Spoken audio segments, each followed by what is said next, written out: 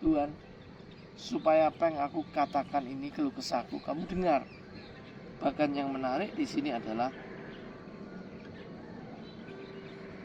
teriakanku minta tolong, ya Rajaku dan Allahku. Nah, kalau pada malam hari dia Allahku, sekarang pada pagi hari dia rubah, ya Rajaku dan Allahku.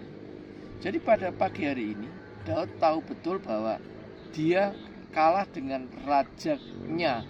Allah itu adalah raja Daud. Daud sudah raja, tapi ada raja yang lebih raja, adalah Allah itu. Sehingga Daud mengatakan, teriakanku minta tolong, ya Rajaku dan Allahku. Kalau kita bilang raja, berarti yang merentah semuanya di dunia ini adalah raja itu. Daud raja, tapi dia kalah, masih ada raja lagi. Kedua dikatakan Allahku. Allahku itu Elohim. Elohim itu artinya sang pencipta. Jadi di Alkitab itu ada 3 istilah Allah. Allah itu bahasa Ibrani Elohim, sang pencipta. Bereshit bara Elohim. Pada mulanya Allah menciptakan. Kejadian 1:1. Bereshit bara Elohim, mencipta. Mencipta bara itu dalam pengertian tidak ada menjadi ada. Berarti Allah itu mencipta. Kalau dia bilang, oh my Elohim, berarti dia bergumul dengan pencipta. Kalau Allah itu pencipta, Allah itu memelihara, menjaga, memprotek ciptaan. Jadi sebetulnya manusia tidak perlu khawatir akan makan, tidur, dan lain-lain. Karena Allah yang mencipta, pasti Allah menjaga. Dalam konteks ini, Allah, kalau kita bilang Yahweh, itu Yesus. Allah ini Theos, Yunaninya Theos. Kalau Yahweh, Yesus Mesias. Kalau Yahweh itu yang mengadili, yang memberi hukuman. Yesus Mesias, Yosua, Yesus Mesias itu. Terus kalau Adonai, Kurios, Adonai Tuanku, Kurios, itu artinya pada zaman dulu orang tidak berani manggil Elohim, Elohim, maka manggil Tuanku, Adonai Yahweh, Tuanku Yesus, Adonai Kurios, Tuanku Tuhan. Nah, gitu kan. Nah, itu sering muncul dalam Alkitab, teks-teks ini. Maka kalau sekarang kali ini teks ini muncul Rajaku dan Allahku. Jadi Daud itu merasa ada raja lain yang memimpin dia dan ada yang mencipta. Dia pusing kepala, ternyata aku raja, aku tidak mampu apa-apa. Aku tidak bisa menyelesaikan apa-apa masalah hidup ini. Aku adalah raja. Maka dia kembali minta, perhatikanlah teriakanku ya Rajaku dan Allah. Jadi Daud pada pagi hari ini menyerahkan hidupnya total. Dan dia tahu bahwa dia raja, tapi ada raja lagi. Dan Daud tahu ada Allah yang menciptakan dirinya, sehingga dia berserah diri kepada dia. Tapi yang tidak menyenangkan itu adalah Daud masih berpikir bahwa kalau saya nggak teriak-teriak, Tuhan tidak sepanggil, tidak tolong. Itu yang tidak menyenangkan teks ini. Teks ini pasal 5 ini seperti itu. Sebab engkau bukanlah Allah yang berkenan kepada orang fasik. Orang jahat tak akan menumpang padamu. Pembual tidak akan tahan di depan matamu. Engkau membenci semua orang yang melakukan kejahatan. Engkau membinasakan orang-orang yang berkata bohong. Tuhan jijik melihat pertumpahan darah penipu. Saudara perhatikan ayat ke-7. Tuhan jijik melihat pertumpahan darah dan penipu. Daud ini menggunakan sarana komunikasi yang luas. Ketika dia melihat Allah itu menciptakan, setelah ayat 7 dia mengatakan Tuhan jijik melihat penumpah darah dan penipu. Artinya Tuhan akan memberi hukuman, Yahweh akan memberi hukuman dan memutuskan orang-orang yang fasik. Sehingga dengan sini ayat 1-4 itu ayat yang Daud meletakkan dasar kehidupan persembahannya kepada Allah. Ayat 5-7 Daud berlawan kata. Ada orang fasik loh di sana loh. Nah, orang fasik itu pasti hukumannya titik-titik. Ini lawan kata, berlawan. Nah, yang paling penting Tetapi aku, ayat 8, berkat kasih-Mu yang besar, aku masuk ke dalam pelataran rumah-Mu.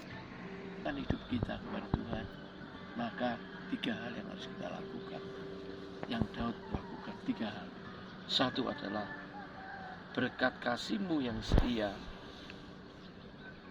yang besar, aku akan masuk ke dalam rumah-Mu.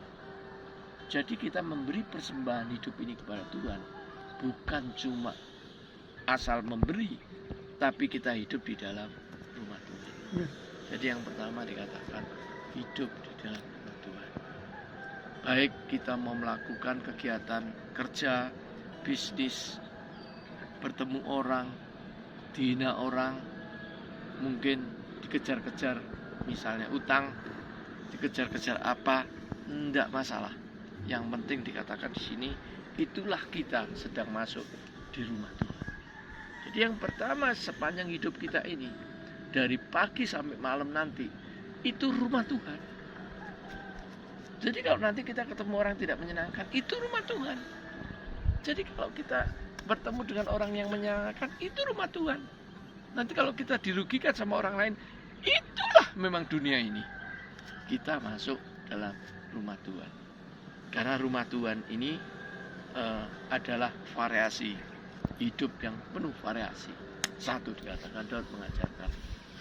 Jadi nanti kalau saudara-saudara, kalau kamu mengalami segala macam persoalan hidup, tetap kamu harus berada pada rumah Tuhan. Karena kamu telah mengorbankan persembahan hidupmu kepada Tuhan.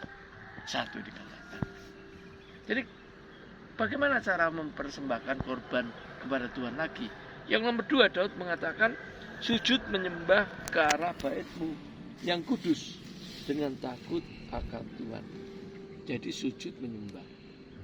Sujud menyembah itu kita bukan diam di satu tempat, tidak. Kita pergi ke gereja, kita bersujud menyembah, bukan itu. Teks ini itu adalah sepanjang hidup kita ini kita sujud menyembah. Jadi kalau di jalan kita ketemu kejahatan, kita tetap sujud menyembah. Dimanapun kita ketemu hal-hal yang tidak menyenangkan, kita tetap sujud menyembah karena kita hidup takut akan Tuhan. Kita ini sedang masuk di rumah Tuhan. Apapun yang terjadi dalam hidup ini, inilah rumah Tuhan. Rumah Tuhan jangan dipikir bersih, rumah Tuhan jangan dipikir yang baik-baik saja. Selama di dunia, rumah Tuhan itu macam-macam, ada manusia ini, manusia itu. Dan kita berhadapan. Dan untuk menyelesaikan itu hari, pagi, sampai malam, maka kita harus sujud menyembah dan takut akan Tuhan. Selesaikan satu persatu masalah itu dengan takut akan Tuhan. Mari kita selesaikan secara satu persatu. Kita hamba Tuhan, tidak penting hamba Tuhan. Kita apa? Pengusaha, tidak penting. Kita dosen mahasiswa, tidak penting. Apapun pekerja, tidak penting. Yang penting semua masalah yang dihadapi kita selesaikan dengan takut akan Tuhan. Dan yang ketiga, Daud mengajarkan pada pagi hari ini yang penting, ayat 9, Tuhan, tuntunlah aku dalam keadilan-Mu, karena seteruku ratakan jalan-Mu di depanku. Jadi yang ketiga Tuhan mengatakan, biarlah Tuhan memberi keadilan bagi hidupku. Kalau aku hidup mengorbankan hidupku persembahan yang benar di hadapan Tuhan selama pagi sampai malam sepanjang hidup ini, lalu aku selalu berjalan di hadapan Allah, ditakut akan Tuhan. Tetapi banyak orang fasik yang akan mengacaukan aku, akan membunuh aku, yang akan menyakitkan aku, bahkan gosip berdatangan, penghinaan berdatangan. Nah, kalau itu berdatangan, jangan dilawan. Tapi dikatakan di sini, Daud mengatakan, Tuhan, tuntunlah aku ke dalam keadilan-Mu. Biar Tuhan yang menyelesaikan. Waduh Pak, kok Tuhan yang menyelesaikan? Ya memang Tuhan yang menyelesaikan. Saya pernah cerita yang kemarin, saya dikerjain orang misalnya, Tuhan saya selesaikan. Tidak perlu balas. Seringkali kalau orang emosi, si A digosipkan. Wah, aku digosipkan. Kurang ajar orang ini ya. Balas saya laporkan ke polisi loh kamu ya. Wah, akhir terjadi peperangan di dunia hukum. Wah, padahal saudara, Tuhan mengajarkan tidak usah dibalas. Kalau dia menggosipkan biar aja Pak, waktu kan akan berbicara. Tapi ketika kita balas, maka jawabannya memang Bapak ini sedang mengalami masa itu. Jadi kalau orang tidak berdosa, tidak salah, dia gak akan balas orang. Kalau orang salah, dia akan tersinggung dan marah. Saya pukul kamu, saya hajar kamu, kamu hina saya hina ganti kamu. Itu kan gigit, ganti gigi. Zaman tradisi Israel, kita nggak gitu lagi. Tapi Daud mengatakan, Tuhan tuntunlah aku dalam keadilan-Mu. Orang boleh menghina aku, orang boleh menyiksa aku, orang boleh meremehkan aku. Biar Tuhan sendiri yang menyelesaikan hidup. Sehingga kalau ini dilakukan pagi hari ini, saya langsung loncat ayat yang terakhir. Sebab Engkaulah yang memberkati orang benar. Ya Tuhan, Engkau memagari dia dengan anugerah-Mu seperti perisai.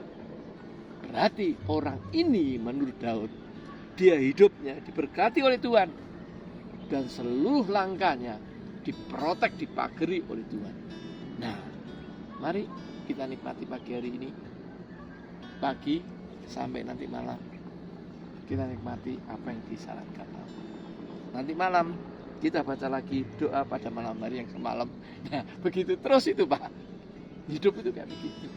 Jadi tidak ada musuh. Dimusuhin orang ya sudah tidak apa-apa. Begitu kan? Nah, ini kan karena itu sebab Engkaulah yang memberkati orang benar. Ya Tuhan, Engkau memagari dia dengan anugerah-Mu sebagai perisai.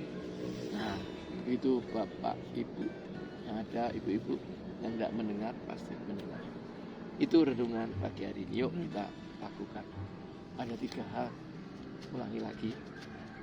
Untuk kalau malam hari kemarin kan yang pertama kan menyerahkan persembahan yang benar. Ya atau malam hari. Sekarang dirinci persembahan yang benar sama Daud. Persembahan yang benar itu apa? 3 adalah pagi sampai malam itu kita itu hidup di rumah Tuhan. Di rumah Tuhan. Sehari-hari kita mau masak pun kita di rumah Tuhan. Mau kita melakukan apapun di rumah Tuhan. Jadi kita ini hidup di rumah Tuhan. Meskipun kerja, kita ini kerja di rumah Tuhan. Meskipun belajar di rumah Tuhan. Dunia ini, waktu kita pagi malam rumah Tuhan. Yang kedua dikatakan, karena kita berada di rumah Tuhan, kita harus sujud menyembah. Langkah-langkah kita itu harus takut akan Tuhan. Kata-kata kita, tindakan-tindakan kita, begitu kan?